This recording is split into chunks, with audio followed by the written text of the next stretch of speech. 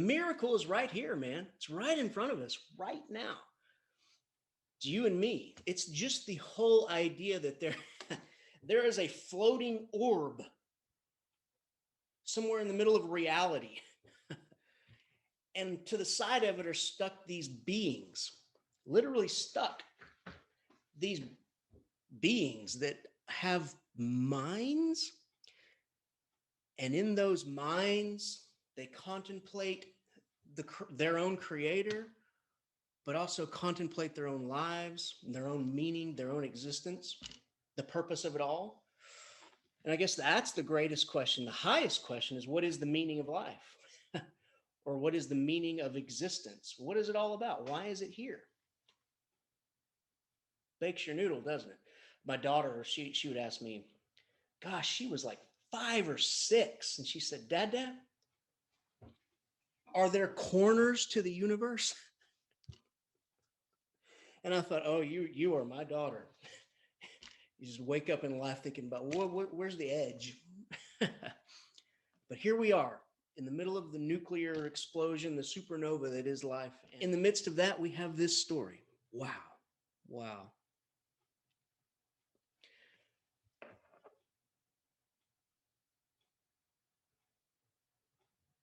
So I took a trip around the world. I told you that. And during that time, I was writing a book, a novel called Apotheosis.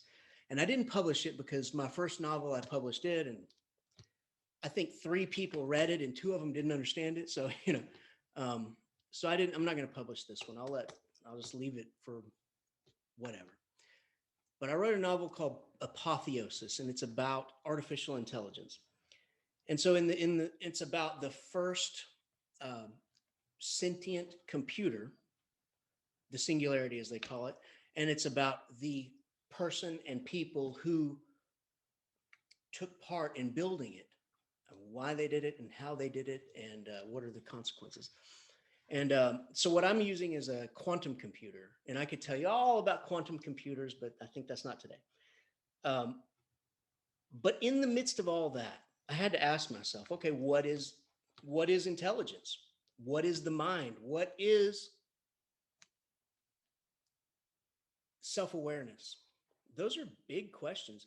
And then once you start researching, of course, I've been to college. I learned Descartes. I learned all of them, Berkeley, Hume. But you start researching these things and you start to really fall down into this rabbit hole. And the rabbit hole is so interesting because it speaks directly to those major questions that I mentioned. What is the meaning of life? What is the meaning of existence? What is the meaning of humanity? What separates humans from animals? Those are the big questions. And so it turns out there's a few things worth noting today. Intelligence is not deep knowledge on one subject or even a small range of subjects. If you knew everything there is to know about medicine, it wouldn't mean that you're intelligent. It would just mean that you have much data about medicine or weather or whatever. Real intelligence is about being able to make connections between data points, right? It's about being able to make sense of things. Wow, that's called an ontology, right? That's a network in your brain. And true intelligent people are highly creative because creativity has to do with that.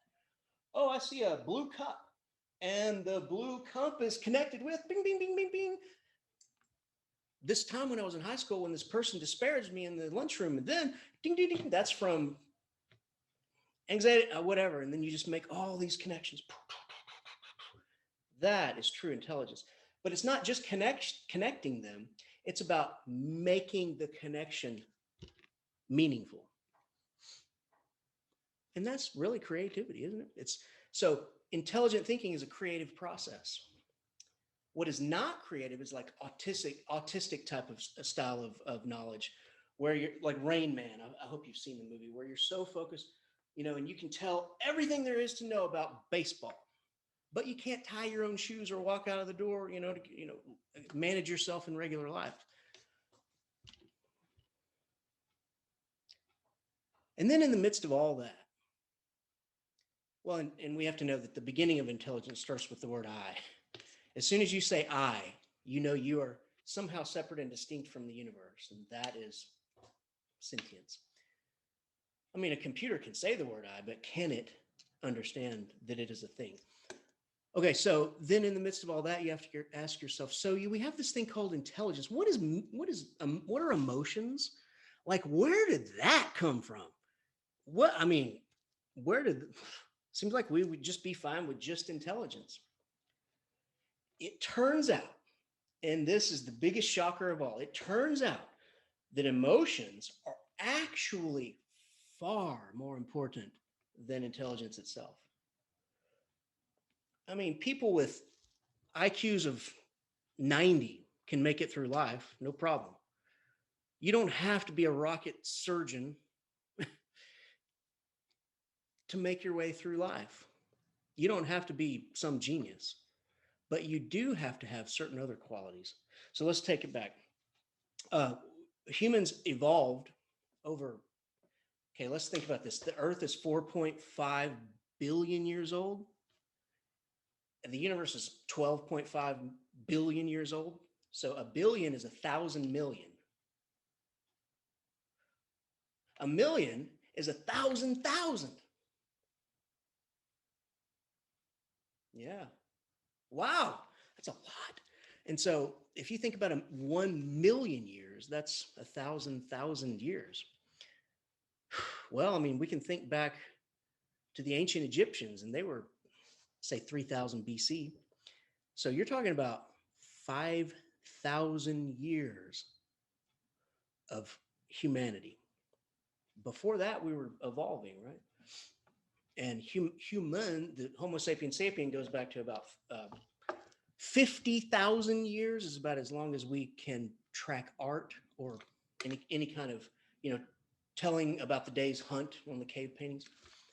About 500,000 years is as far as even just the the species goes back. So you're talking about only half of 1 million years have we even been on the scene. Before that, we were here, but in the contact, in the DNA, in the living of other types of creatures. So we evolved over those 4.5 billion years on Earth to become who we are today. 4.5 billion years it took us to get here. 4.5 billion. It boggles the mind. What is that?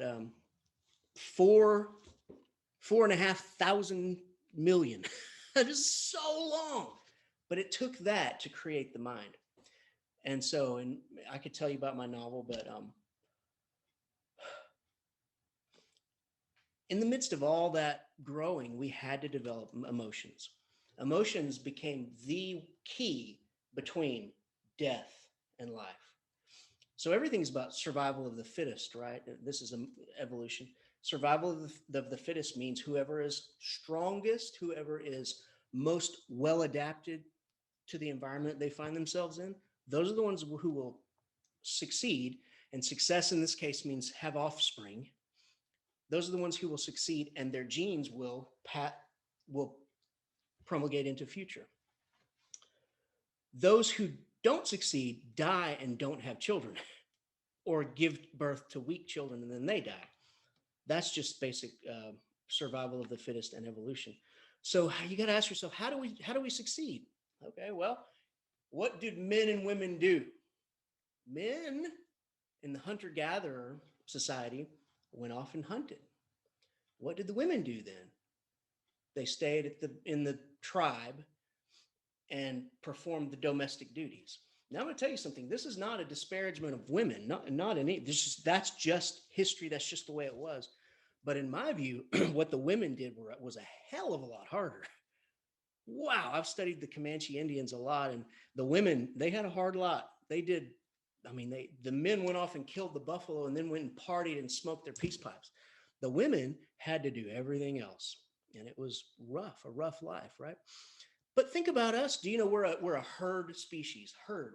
We exist in herds, tribes. What is a herd? A herd is Think of a herd of cattle. A herd is a group of individuals who bond together for strength. You think of those bison on the Serengeti, and they have lions all around there, but the lions can't get them because there's strength in the herd, right? So a tribe is nothing more than a herd.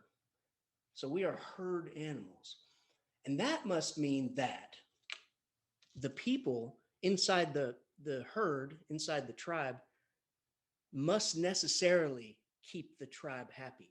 Because to upset the herd is to upset your chances at survival. Huh. Huh. So, what do you need to be able to do? For one, you need to be able to empathize with other people. Oh, Johnny says he broke his leg and can't work today. What should we do? Madeline made a mistake and cheated on her husband. What should we do? Or that bitch in the tent next door was talking trash about me.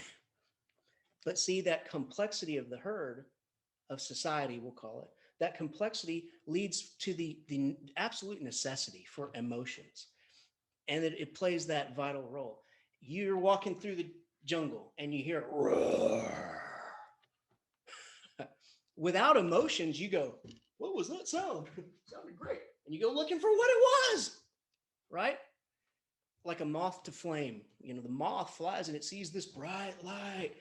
I'm going to go to the bright light. Before long, it's on fire. Well, that was a bright light, but you die, right? So without emotions, we can't have our fight or flight response as good as well as we do, you know. And we can't understand the complexities of societal interactions. And so emotion ended up being the most important thing to allow us as a species to succeed. You realize that animals, they don't cry, they don't laugh, no, they don't sing, they can't recognize music. I don't care what the stupid cockatoo does. You know, in the videos, animals do not recognize music. I wish that they did. I mean, I think they've found like one or two very distinct primates, and I mean individuals, not species, but individuals who they think maybe could have, you know, but animals, they don't have emotions in the same way that we do. I know you have your dog and your cat there, and I know they love you, and they do, but it's not the same. So all this to talk about emotions. They don't laugh, they don't cry, but we do. And you got to ask, our emotions are incredibly complex. You have chemicals in your brain that control a lot of it, right? What are they? Dopamine, serotonin. I'm no doctor. Dopamine, serotonin. These are the feel-good chemicals. So when you feel good, you have this rush of dopamine or serotonin. You feel bad. And so on the tag end of all that, I want to say two things. First, this is the beginning of mental illness because we have intelligence. I exist. We have emotions. I feel happy. And then all of a sudden, we have a deficiency of chemicals that create those emotions. And then there comes depression. There comes anxiety. There comes all schizophrenia, all different types of disorders. So it's so complex that there's many things that can go wrong and many things that can go right. I know people who are chemically blessed, meaning they woke up into the world with just great. They're just happy. It's just great. Yeah, it's good. I wish I was one. But so here we go. And the second thing I wanted to say is that now think about that long history of emotions, of creating these emotions, so that, I mean, imagine trying to navigate our complex world today without emotions. So in that long history of emotions, think about women. Women, what were they doing? You know, men, I'm not trying to be, I speak collectively because it's the only way I can make sense of things. When men get in fights, they usually have a stupid little fist fight, like, you know, no one gets hurt. And then they're best friends forever. That happened to me. Yeah, okay. So women, they don't have a confrontate, not face to face. They A cold war begins that lasts forever, a lifetime. But you have to ask, women when they kill up, when they murder people, they don't use knives and guns. They use poison and dissension, things like that. It's true. And that doesn't mean everybody always. When I say that, I mean the plurality, the majority. If you were an FBI profiler and you saw a knife killing, you'd be like, oh, that's probably not a woman. It could be, but okay. Now, women in the relation of all these emotions that have been evolving within us, women needed it the most because the men were just off fighting the buffalo. You don't need any. You need a spear and courage, or dumbass, whatever. I got it all. But women were in the domestic or in the tribe. They were taking care of the most important part, which is the maintenance of the way we live. And in order to do that, they might have to go borrow a cup of sugar. I'm making a new knife to carve the buffalo meat, whatever. But they have a vested interest in the tribe getting along. They are the ones that are charged with keeping everybody happy. It's literally a matter of life and death. And so now we begin to see, why. And then they say women are more in touch with their emotions. Yeah, maybe so. Most of the guys I've known are like, you want to go watch football? Sorry, guys. But women seem to really embrace the feelings that they have. Okay. So here we have Charlotte Perkins Gilman. And this story, it's the yellow wallpaper. And let me give you Gilman. She actually had postpartum depression. And that's a thing, you guys. I mean, I don't know if any of you have children, but how much to say about this? You spend so much time, maybe your whole life, thinking, oh, life's going to be so great when I have that little baby, and I'm just going to be so happy. And you ever seen a pregnant woman who's just glowing, like just, yeah, yeah, it's a beautiful thing to see. But then the baby comes, and remember I was telling you about like a Christmas Day and you've expected so much, and then you get it, but then you feel this sense of loss because the dream's over. That's it. Postpartum depression happens in guys too. It's not just chemical. It's actually a thing. So it can really eat your sack lunch. It can, because you're supposed to be happy. This is supposed to be the best time of your life. This is it. And you just feel and then now you're not only that, now you're straddled with more expectations, restrictions, duties, jobs, tasks, requirements than you have ever been in your whole life. And you have to take yourself and put yourself out of the picture and start living life for another person. And that is hard at best. It's damn near impossible for most people. And that's why there's so many crappy parents out there, because you really have to. Okay. Postpartum depression is a real thing. Frances Gilman had a bad bout with postpartum depression. Now, I want to talk about depression real quick, because depression is not, I feel sad today. We all wake up and we feel sad or whatever. You may see a sad commercial. I was talking about Fox News versus MSNBC. If you watch MSNBC, the commercials that you get, I'm serious, like probably every commercial break, they show this commercial. Is the ASPCA, is like rescue the dogs, just 10 cents a day or whatever it is. And they show you these images of all these dogs just chained up in the snowstorm and all that, And then you watch Fox News, And you get commercials about how to buy, sell, and store gold. I rest my case. So, so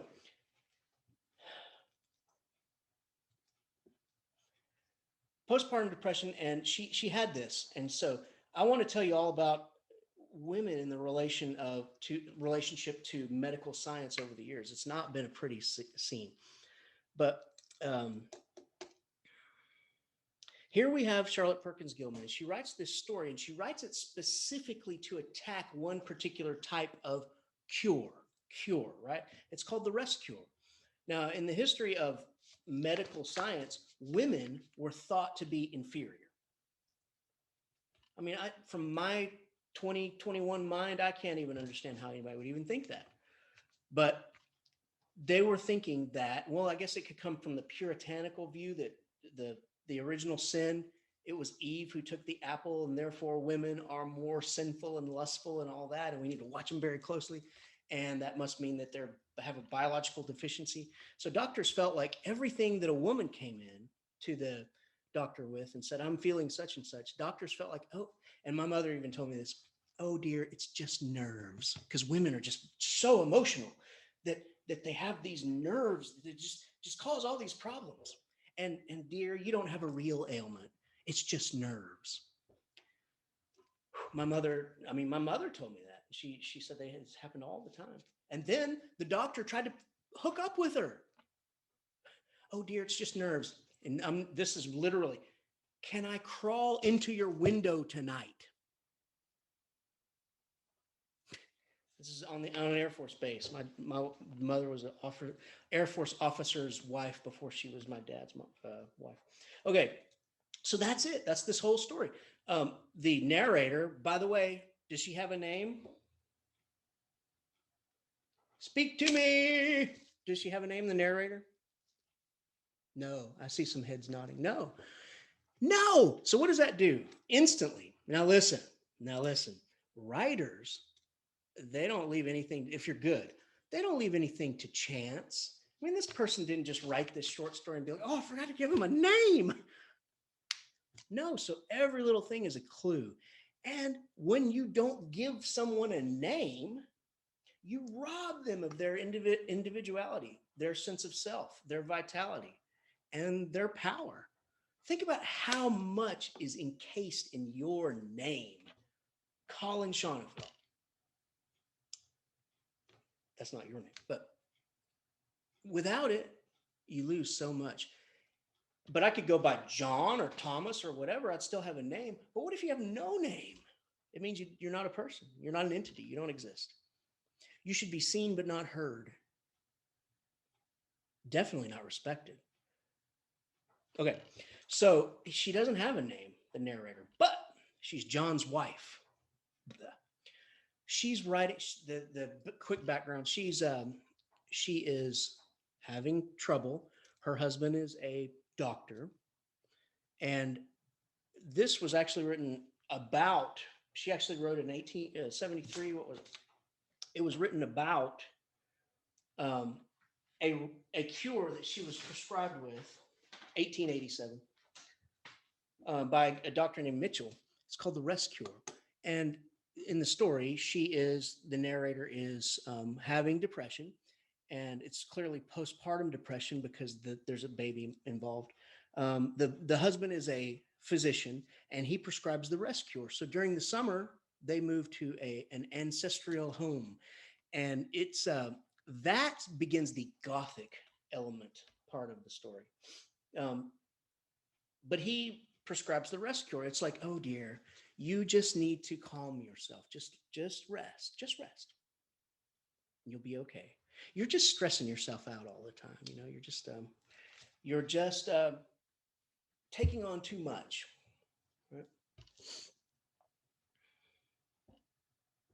So they rent out a kind of colonial mansion type of place, a Gothic looking place. A haunted house? And let's take a moment to look at that. So there is a relationship between a house, a physical structure, and your body. Yeah. So there's the physical structure of a house, and that's where you reside, correct? And and then there's your body. So if you feel like you have something like a soul or a essence, a spirit, it is the spirit inside this corporeal flesh. And so she is using this device, the house, to kind of parallel her own house, which is her body. And she says, I would say God, I would say haunted house, but that would be too much. So she brings up the Gothic there, and she's correlating the two. But a haunted house, if the house is your body, what would it mean for your body to be haunted? I mean, a haunting's not a good thing, is it? Haunting's when you got a ghost or a demon or something that won't leave. So maybe her ghost or her demon is this depression. Wow. The upper story of a house is the attic or the top floor. The upper story of a body is your mind, and that's where she resides. And inside her mind, there is a wallpaper. So she is sent to the top of the house to live in what she called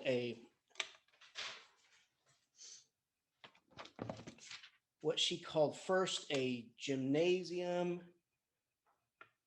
First it was a nursery, then a playroom, and then a gymnasium. Why? Because there are rings and things in the walls. What kind of rings and things are you talking about? Uh, that sounds like a prison. The rings on the walls are where they put your chains. Ooh. And then later on, there are bars on the windows. Ooh. So all that imagery, if you're writing about this, clearly the imagery, the bars, the chains, and then much more I'll mention later, all lead up to the idea that she's an imprisoned woman. She's being imprisoned. Yes. And isn't that the plight of women? Feeling imprisoned? Maybe not today so much, but in the past, feeling hemmed in. I want to be a lawyer. No, you can't. Why? Because you have a vagina. What? I mean, it's absurd. It's absurd, right? But certainly that was I want to vote. You can't. Why? Because you have a vagina. What? Now, what kind of sense does that make? I mean, come on. What kind of sense does that make? None. So you feel women in the past and maybe today would feel like prisoners. They're prisoners, and who are the jail keepers? Men. How many women presidents have we had? Let me count them for you. None. How many women vice presidents? One. There you go. So who's the jailer in the story? It's her husband. He means well. She goes out of her way to recognize that he is actually trying to help her. He doesn't have any nefarious intent, but he's been programmed by society to believe the things that they believed about women, and that is that they're nervous, that they have incredible propensity to overdo things, that they um, make a huge stink about nothing, that they sometimes see things that aren't there. So here she is in her prison, and she's prescribed the rest cure. And what is it? The rest cure is solitary confinement. It's important to note how much just the words you use for things matters. Because if I say solitary confinement, what's the first thing you think of? Probably insanity, right? It happens. It happens with alarming regularity. You put a person in solitary confinement for a year, they come out crazy. But when you call it a rest cure, that just means take it easy. If you called it solitary confinement, so the irony, there's a biting irony here, and it is that the rest cure is prescribed to prevent insanity. And it actually creates it. So what is the rest cure? You just go home, you don't stress yourself out, you just be very calm. For heaven's sake, don't write or make art or anything, even though that's your soul's telling you to do it. Don't do it. That just stresses you out. For God's sake, don't get on Facebook. Good Lord. Don't talk to people, just you don't need to have any visitors. Don't watch TV or anything because of course they didn't have it then, but there's too many stressors on TV. Just relax. Well, that's solitary confinement. And I don't know if you have a crazy mind like mine that's just always, that is hell. It's literally hell. Because if this noggin doesn't have something to chew on, I'll find something. And I promise you, the thing that I find will not be happy. Right? So here she is put into her prison by her husband. And left alone. He leaves and goes all day and he doesn't come back. Um, but there is a wallpaper there. It's an interesting wallpaper. So she lays in bed and literally looks at the wallpaper until she goes insane. I mean, I almost want to cry when I read this because it is such a fitting allegory. Remember the cave. This too is an allegory. Yes, we're talking about a room in a house where she looks at wallpaper. But in reality, we're talking about our society and women who are made prisoners within the society and who go crazy for lack of and get depressed for lack of upward mobility, lack of options, and I think it's getting better now. It is, but it's still, we're not there yet, right? So what we have here is called an unreliable narrator. It's my favorite technique. I love an unreliable narrator because you're reading and you kind of, but you said here and then you're sort of like, and you realize that this character is so real that you feel like what I do not think it means what you think it means. You feel like they are leading you down the wrong path, maybe intentionally, but maybe just because of their own delusion and confirmation bias. And then there brings in the psychological criticism. Okay, so we have an unreliable narrator who is writing a diary, a journal, in the form of little snippets, little fragments, little vignettes. It's a pattern. It's kind of a recurring pattern, kind of like the wallpaper. So the story mimics the sort of repeating pattern of the wallpaper. Well, that's cool. And throughout the journal, you can see her progressively going more and more insane. And it's heartbreaking. She has nothing to do but just lay there and look at the wallpaper. And so she goes insane. And I want to talk about insanity for a minute. There is in Insanity 1020 we get out. There is no such thing as crazy. Do you know that? Crazy is not a thing. It doesn't exist.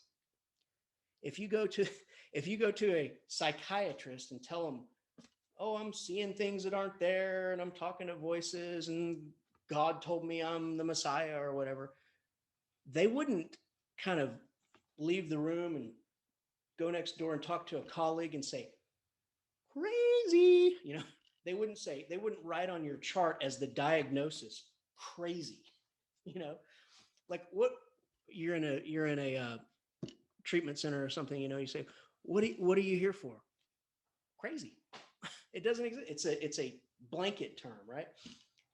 There is no ailment identified by the Psychological Association as crazy. There's many different ones. There's schizophrenia, and it just goes on and on, but not crazy. So crazy is not a thing, and insane is not a thing. In the legal world, insane generally has been thought to mean you don't know the difference between right and wrong. So that would be claiming insanity, but that's still not a medical diagnosis. So crazy and insane don't exist as a specific medical ailment, but other things do. In this case, it would be postpartum depression.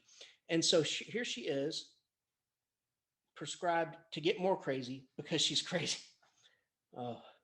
And then There is a couple of different things, but let's think about what happens to people, and this is important. Um, I had a good friend whose brother was schizophrenic. You've probably heard that schizophrenia means multiple personalities, and it can, but it can present itself in many other ways. In his case, he thought that there were aliens actually here and controlling the earth, and that they had radio signals that could get into your brain. So he literally, I mean, I know it's a cliche, but he literally wore tinfoil on his brain, on his head, so that the radio waves couldn't get in. He lived on the streets. He was an addict, all that kind of stuff. It's sad. I mean, but I've spoken to people like this. You talk to people like this, and there is a cleaving, a separation between reality and their perception. I mean, it's just not the same. You watch them and they'll say, "Hey, you saw that, didn't you? What? You know they're here, right? Who's here?" And in their minds, it's real, it's true. And it's sad because in their perception, they feel as if it's true and they believe that it's true. So then the effect of it is no different than if it actually was true. Case in point, hypochondria. My mother was a notorious hypochondriac, and hypochondria is, you feel a little twitch or a bobble or whatever, and oh, I'm dying. This is it. My cousin up in California, she's just convinced she has Lyme disease, and they've done every test. I mean, it just happens. People have these. What is the one thing you are most in contact with? Your body. So you start to feel changes in it, and you think, "Oh, I'm dying," or whatever. That's hypochondria. It's a real thing. It's an ailment. Hypochondria is worse than many of the ailments you worry about. That's true. Hypochondria will kill you because of the effects of anxiety. When you worry, it releases these chemicals from your brain, releases adrenaline and epinephrine, and they just eat your body from the inside out. It's literally like bathing in a toxic soup of chemicals. And you do that long enough, it starts to attack your organs and your reproductive organs, and then you take years off your life. I know you didn't know this, but I'll tell you. uh, People who care for disabled children or family members, I write about this in my book. People who care for disabled others, like say a child with autism, for every 1 year the child lives, it reduces the caregiver's life by 5 years.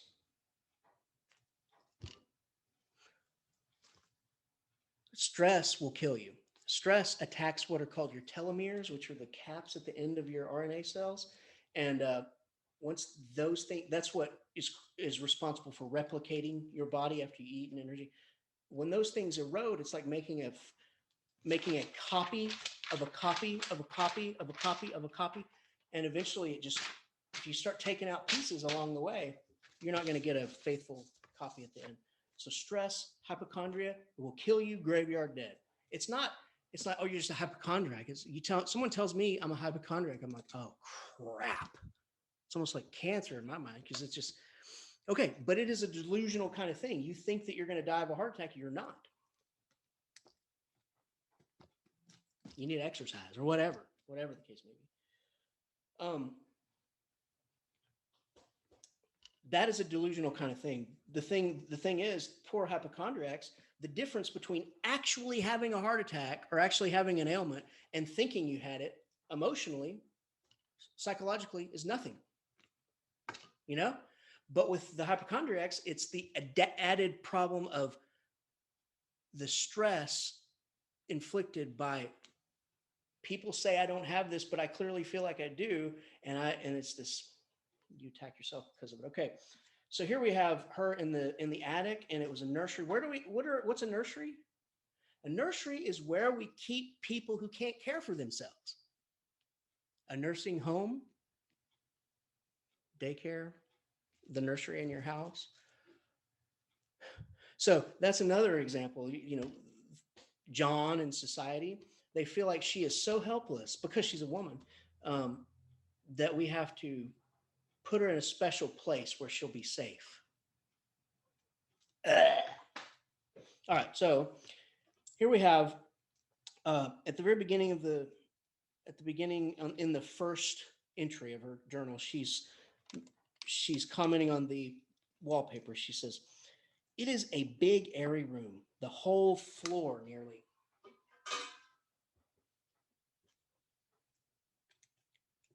with windows that look out all ways, the air and sunshine galore. It was a nursery first, and then a playroom and a gymnasium. I should judge, for the windows are barred for little children, and there are rings and things in the walls. The paint and paper looks as if a boys' school had used it. It is stripped off, the paper, in great patches around the head of the bed. That's a clue. Around the head of the bed? Who scratched it off? There's great patches around the head of the bed. As far as I can reach. So it's stripped off about to here. Maybe you did it. But there's the unreliable narrator bit.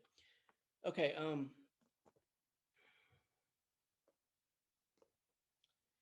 And in a great place on the other side of the room, low down, I never saw a worse paper. Now I'm going to just cut to the end. There's this what she calls a smooch around the bottom, around the periphery of the room. She made that with her shoulder by creeping along the wall like this. Um, the paint and paper. Oh, sorry.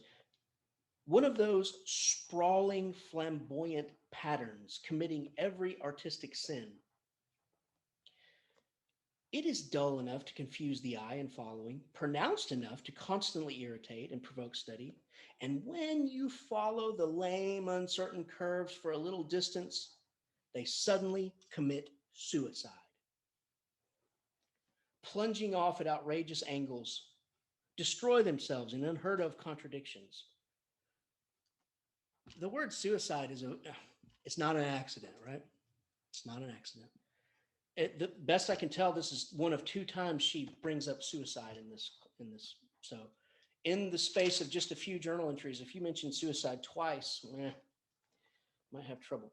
The color is repellent, almost revolting, a smoldering, unclean yellow, strangely faded by the slow turning of time. Now, I always get in trouble right here. Uh, if yellow is your favorite color, just don't tell me. Give me a pass. But I would say most people don't like yellow. I'm just going out on a limb here. I mean, what's your favorite color? Oh, blue, red, purple, whatever. I like pink. I like fuchsia, whatever. But hardly anybody says, I like yellow. I like yellow. No. What is yellow the color of? If red is desire and love and all that stuff, yellow is cowardice, illness. Why do they call it the yellow fever? It's the pallor of your complexion. You get okay.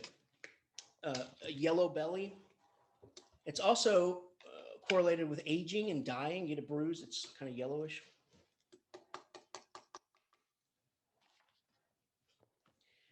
Very well thought out, isn't it? Okay. And then we go on. Mary is, she's talking about her marriage to John. He's a nice enough guy.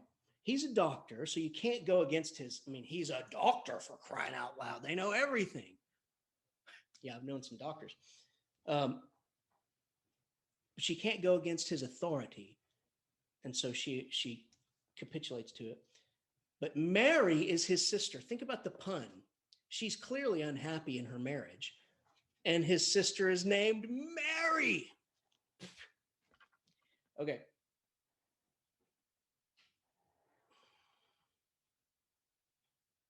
The windows are barred. There's a gate at the top of the stairs with you use a key to get in that gate. So she's double locked up. There's a lock on the door. There's a gate. There's bars. Triple locked up. Now he calls her little goose. He calls her dear. He calls her a whole lot of other things too. Um, that is another way to disparage people. What if you call a woman Missy? Now look here, Missy. Probably, you know,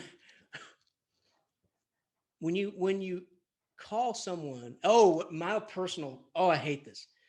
The first thing I hate the most is when somebody calls me sir.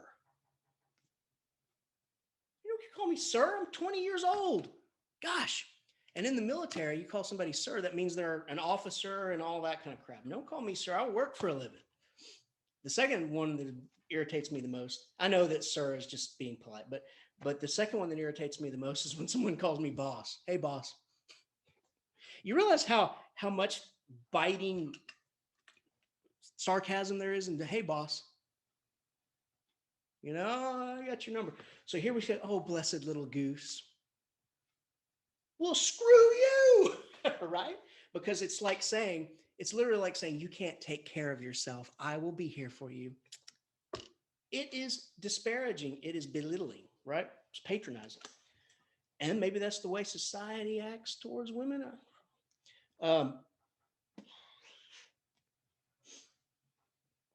She can see out of every one of her windows, there's a garden.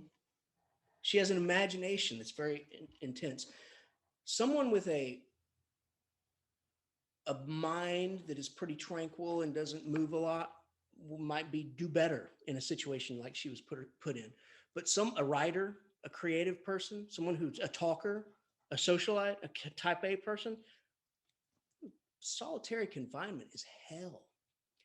And before I go any further, let's talk about COVID. Isn't COVID the rest cure?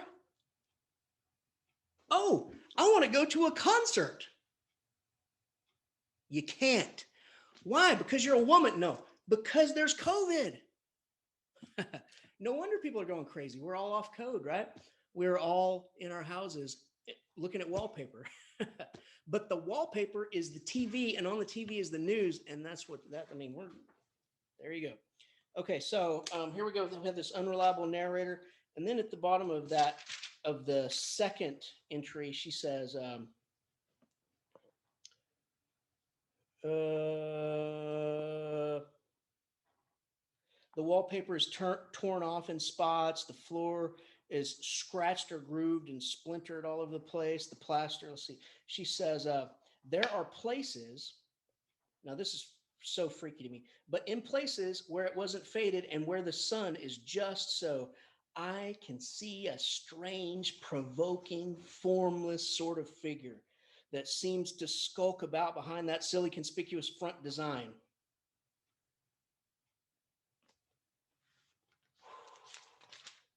And then in the next entry, she says, I lie here on this great immovable bed. It's nailed down. More, I mean, you could call it symbolism. You could call it imagery. You could even use it as diction. The nail, well, you say nail, that brings up Jesus Christ, nailed to the cross. So now she's a martyr and Christ-like figure. You say nailed down, it's like being confined. It's like being in prison. It's kept in a box. You could also say that marriage often feels like that because it does. When you get married, you don't want to look at any other people, and you never, ever feel feelings for any other. You're not attracted to anyone. All of a sudden, when you get married, it's great. When you get married, you don't think women are pretty anymore or men are good looking anymore. It just goes away. It's great. So you have that to look forward to. I'm being ironic, by the way. It just continues, just the same. I mean, it's just so you have to, maybe you feel a little nailed down. The bed is nailed down. She says, and I start to follow the pattern. It is as good as gymnastics, I assure you. I'll start, let's say, at the bottom, down in the corner where has not been touched, and I determine for the 1,000th time that I will follow that pointless pattern to some sort of conclusion. There's no symmetry. There's no repetition except in the breaths. She knows a lot about design. It's a Roman arabesque. It's a it's a it's a kind of debased Romanesque with delirium treatments. That's the delirium is when you have been an alcoholic and you just stop. I have a friend from high school who died that way. Sad. But on the other hand, they connect diagonally in sprawling lines and of great slanting waves of optic horror, like a lot of wallowing seaweeds full of chase. So she's sitting there, and then she brings up all the grotesqueness. That's kind of brings back the Gothic element of this. Um, she sits there and studies the wallpaper. And then it really begins to affect her, right? Now, the thing that freaks me out the most is the woman behind the pattern. She says, the faint figure behind seemed to shake the pattern just as if she wanted to get out. Not only is the narrator locked in the attic, but the woman, there's a woman in that wallpaper, and she's behind the front pattern, and she's shaking the bars of her cage to get out. Okay.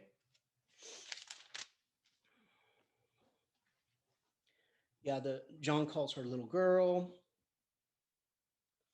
She says, she tries to argue with him one day, and she says, no, I may be getting better in body, and he says, bless her little heart.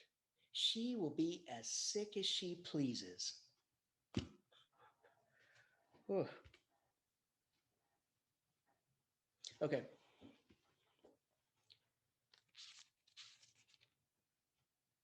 She says, I see a woman in there. I'm quite sure it's a woman. And I'll tell you why I know it's a woman. And why I know it's the same woman. Because when I look out of these windows during the daytime, I see her down there. And she's creeping. Now, to me, creeping is like a Scooby-Doo kind of thing.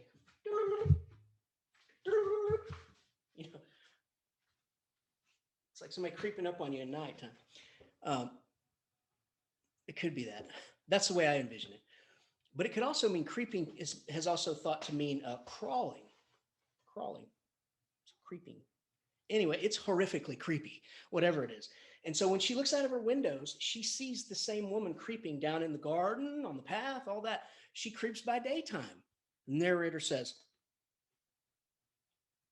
I don't know any woman who would get caught creeping by daytime. So that's how she knows it's the same woman each time. She's the only woman I've ever known that creeps by daytime. And that begs the question, when do you creep? Oh yeah, all the time. I just creep around here, just I'm creeping. That's not a normal behavior, we might say. So this is the worst part. She eventually says, it's a very short little entry. She says, sometimes I wonder if I can see the woman out of all the windows at once. But turn as fast as I can only see out of one at a time.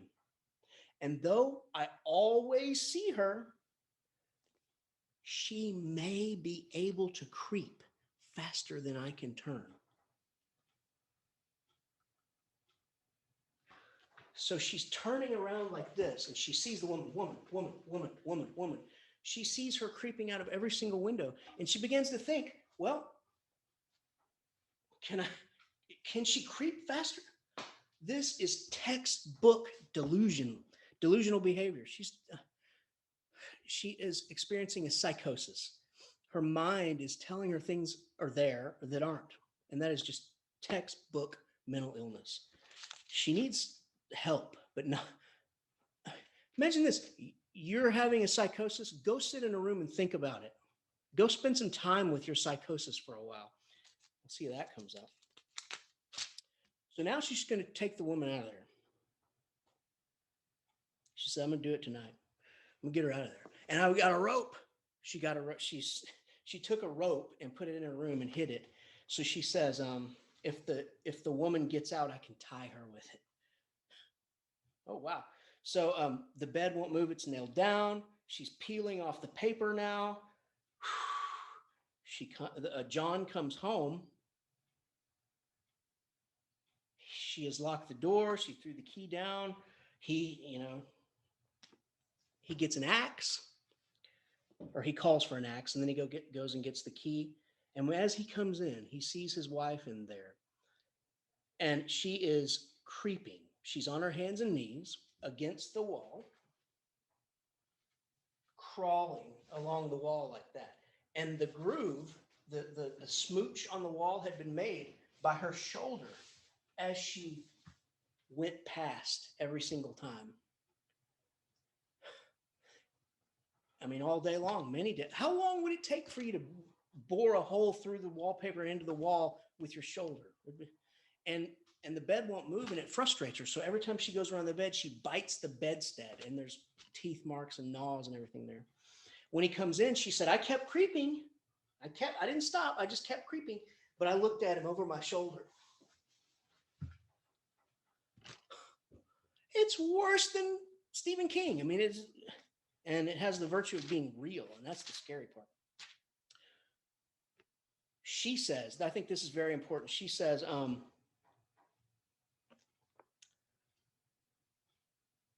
I have gotten out of the paper. So now she says, I was the woman behind the paper, and I got out, and you can't put me back in there. She says, I've got out at last, in spite of you and Jane. Who the hell is Jane? We don't have a character named Jane in this story. She says, I've pulled off the paper so you can't put me back. And he fainted. He fainted, and she crawled over him every time she made the circuit. So on that part, it leads me to believe that she did escape. She escaped her confines, the confines of her reality, by becoming insane. If I can't be free in the physical sense, I'll free my mind.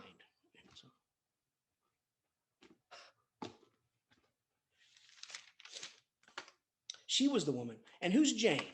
Jane is generally thought to be a reference to Jane Eyre. If you've read Jane Eyre, I don't know if you have or not, you know that she was locked. So this begins the very prevalent literary motif of a woman locked in an attic. A woman locked in an attic is kind of a symbol. It's emblematic of women locked up in our society. Oh, where are you, Jane Eyre?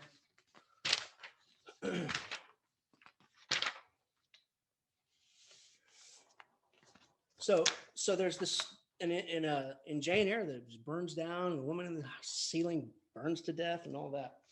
So, what do you guys think about this story? Let me hear your voices real quick.